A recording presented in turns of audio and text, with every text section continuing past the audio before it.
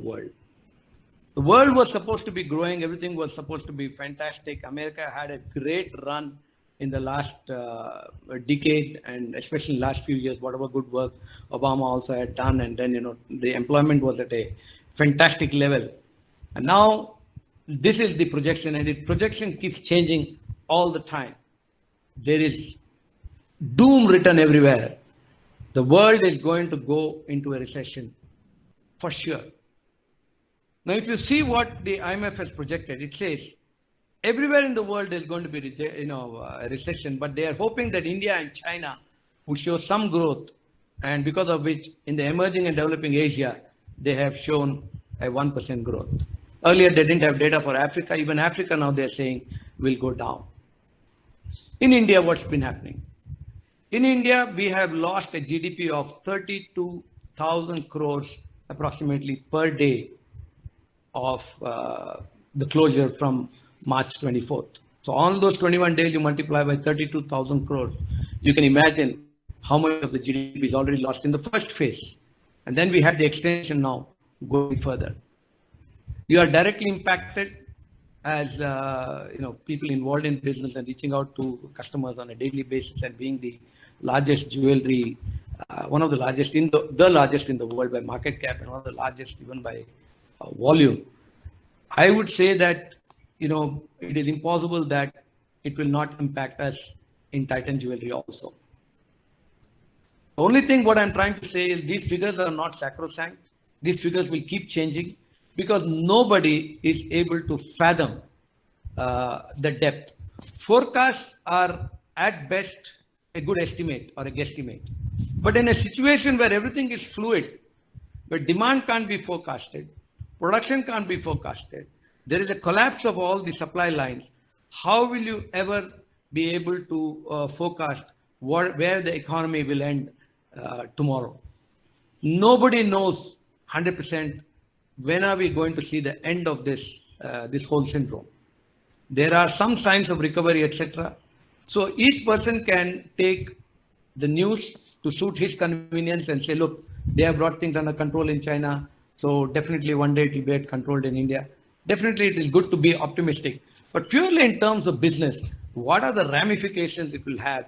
What is the ramification it will have on the entire GDP? What it will have in the ramification of the distribution of resources, etc. Very difficult to predict. But it's an evolving situation. But just because it's like walking into a jungle. See, there's a road, you take this path, it will definitely lead to the end of the destination. But sometimes you walk into a jungle and then you have to explore your way. Somewhere in the end you have to go, but there'll be challenges along the way, and you have to, meander, and you have to somehow find a way to go to the end of to reach your destination. Possibly this year, 2020, is going to be something like that. 2020, 21 is going to be like that, where we will have to, a little bit meander. So you will have to charter an unknown path. You will have to walk, unknown territory, and take maybe unused strategies to cope with that.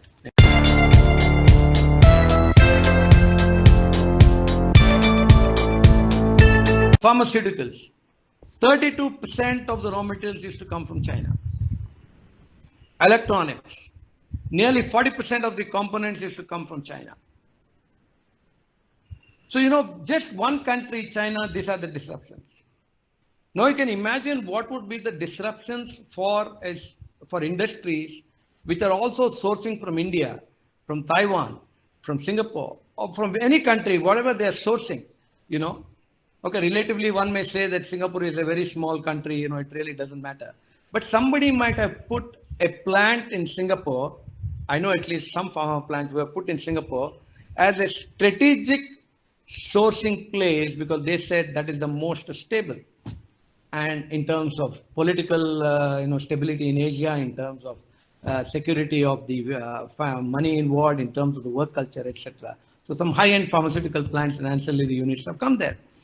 So people have gone and put supply chain requirements to the best possible or the least expensive place, and it has got clustered into certain places.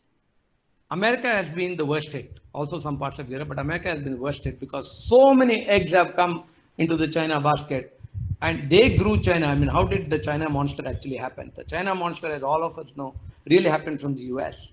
So all the eggs in one place. And now there is chaos there. So there's been massive supply chain disruptions. It is not that tomorrow China will open up, as it has already opened up factories, etc. The supply chain will start coming and things will reach, etc. There are logistic problems. You are not, cargo has just now been opened by few flights. Most of the things had to move by sea. There's a lot of chaos on people who are dependent on far off places. Simple components where you have a line, like you have an assembly line where you start from place X to place Z, and all of you being in supply chain know one simple component in between doesn't come, the whole line goes for a 6. You just can't produce anything, because that has to come in at that place. If it doesn't come place, there is no way of riveting and putting it later, because that may be an important component to go right in the middle of something. It may be very simple, very small, may not have ever, it may be technically nothing, but just the fact that today you don't have it, it has created a lot of supply chain disruptions. The supply chain disruptions, friends, we have not yet been able to fathom it yet, for the simple reason that there is no demand. For most of the things, there is no demand. So except food and maybe some groceries and some essentials, we are not yet feeling the impact of the supply chain disruptions. The minute things will start opening up, we will really be seeing how badly the industry is hit, because people are ready to go and work and assemble and do things, but they don't have. Simple thing. For instance, let's talk about face masks. Most of the world did not produce face masks. I'm not talking about the cloth face mask, even that used to come from China, but slightly the higher end, the N95s, etc. Most of the world never produced face masks. They all left it for China. And China was not able to supply. So, these things bring in a lot of thought as to, is the future going to be the same?